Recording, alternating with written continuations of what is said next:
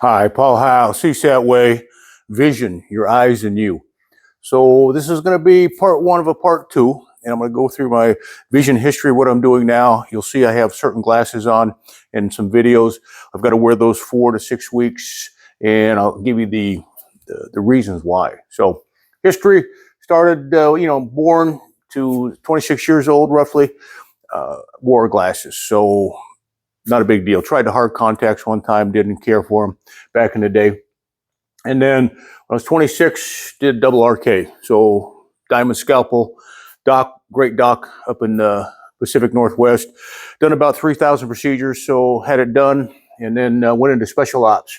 So during that time. And then 41, had another shift this eye. So did a LASIK locally. Great doc here. We'll put the information at the end of the video.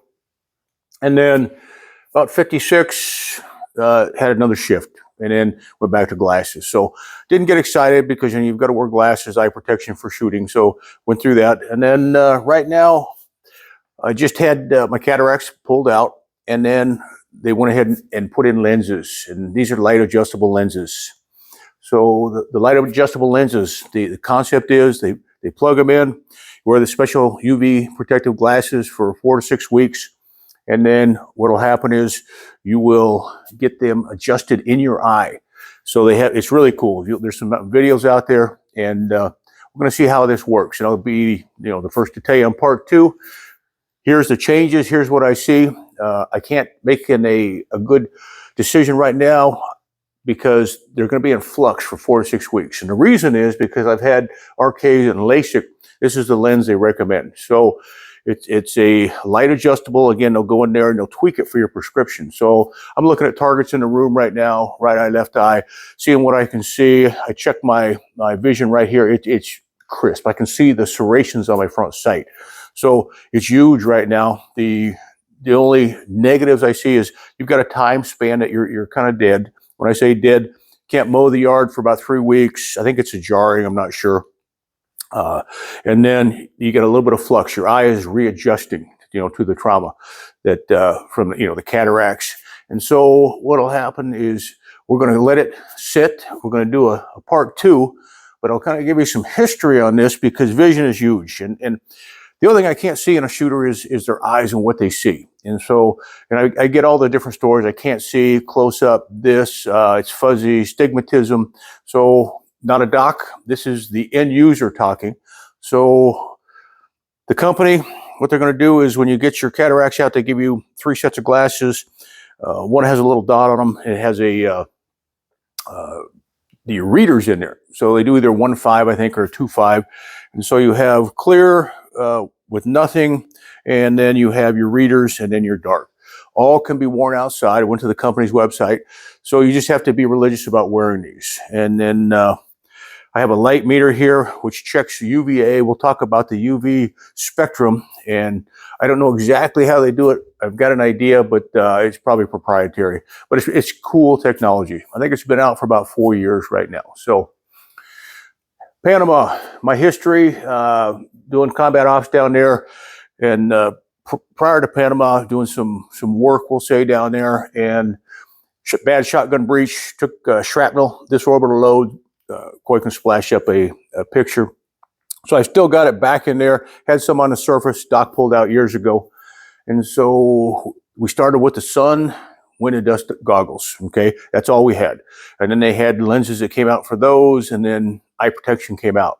First eye protection that I saw that was really good was Oakley's, and wore those. Koi can splash up a picture in Panama clears. And why do I wear clears? And I would actually recommend it to any police officer, anybody do anything to protect your eyes, because daytime, nighttime, you've got to keep your vision neutral. When I say neutral, a police officer may go into a dark area at daytime. So should day shift wear them? Yes. Glass coming through a windshield comes at sometimes half the velocity of a bullet. So if they get shot at, glass can come through. And to me, even a day shift officer, night shift should have some kind of eye protection on. So Oakley's is what I used. And the other aspect that people don't tell you is the headaches. If you buy cheap glasses, it will mess up your vision. I don't know the exact terminology, but you'll get headaches after a few hours. So think about having to wear those for, 18, 20-hour days, and but you want your vision, as clear as possible. So right eye, LASIK, great doc in town, and I said I need it tuned up about right in this area for a focal point to see, front sight, and then this one can look at distance. So the light adjustable lenses. It's going to be interesting to see because they're still in flux, and sometimes the end of the day is a little fuzzy, beginning of the day crisp. I can't tell you how it's going to turn out, but I have really good hopes for this. The op, real simple. Put you out. Well, it's a light sedative, and then they do the deal with the cataracts. This, I think it probably takes less than 5 minutes. And what you've got to do is you basically rest up for 2 days because maybe you're getting the narcotics out of your system. And then this eye I had done first, my dominant eye, and it was 20/25 the next day. So you do your post-op the next day, and then you take these drops for a couple weeks, and it's got a whole schedule and do's or don'ts, and that's about it. And then I'm waiting for the next series, which means they'll check in about 30 days my eyes, where they're at, and they can do these incremental adjustments on your eyes, I think up to 4 treatments. So that'll be interesting. Now, the UVA, ultraviolet, you have Alpha, Bravo, Charlie, ABC.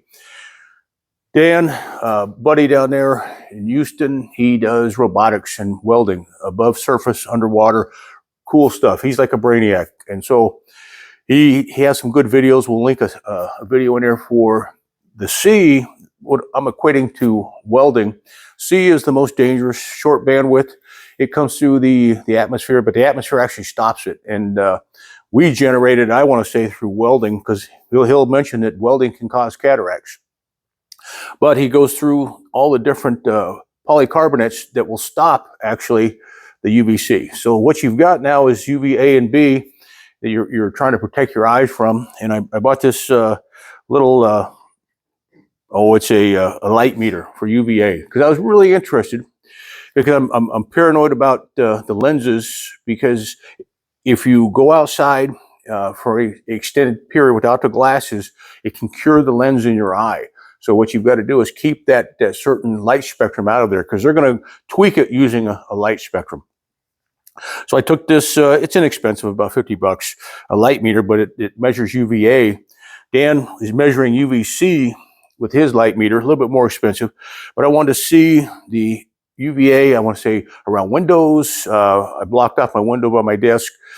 In here, headlights, all the different things. I went around front headlights on the car, back LEDs, to check everything out, because I'm trying to stay right within that bandwidth, so when they're ready to cure these lenses, they're going to cure just like nobody's business. So this is it in a nutshell. The interesting part will be, may not be this part, but it'll be the second part, because I have all my guns and all my optics, and I'm going to take you through them: pistol, rifle, long gun, bolt gun, with a scope rifle, pistol iron sights, pistol red dot. I actually have a green dot.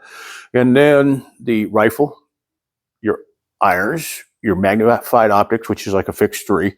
And then I can probably get an LPVO and look through that too. But I have all my witness marks on there from my original glasses. I'm going to see how that changes. And again, we can shoot them. I say, no change here, no change here, no impact. The only thing you've got to think about with these is having like a hard contact in your eye. So they say you can't rub your eye. There'll be certain techniques you can get underneath the lid, so to speak. But you've got a hard contact in your eye now. And that may, be good or bad for some people. I don't know your situation. You'll just have to be conscious of that. So I hope this video helps. Vision is huge. I see a lot of stuff. We have a lot of technology out there right now. I had to make a decision, buy 2 Tacatos or Super Tacos or get my eyes done. So I took the decision of getting my eyes done, because that is huge and it's important. It's every day. So I can roll over right now and be able to see the alarm clock. That's one thing. I don't have to fumble for a pair of glasses. So I don't know the end game, how this is going to work out. I'm always positive, done my due diligence, research, and I'm going to let you guys know after this is over how it played out as far as the out there in the field. So you take care, be safe. Hope to catch you on the range. All right, Paul Howe, CSAT Way. If you like our videos, we have a Mighty Network webpage and over 400 and probably 60 to 70 videos on it right now. Everything from operator level to instructor level. So if you want to continue your training and you can't make it to the range, this site is available. Hope you like it. Give us feedback because we're always trying to make it a little better. It's organized, structured, just like we'd run a shooting course. So appreciate you guys watching. You take care, be safe. Hope to catch you on the range or in a class.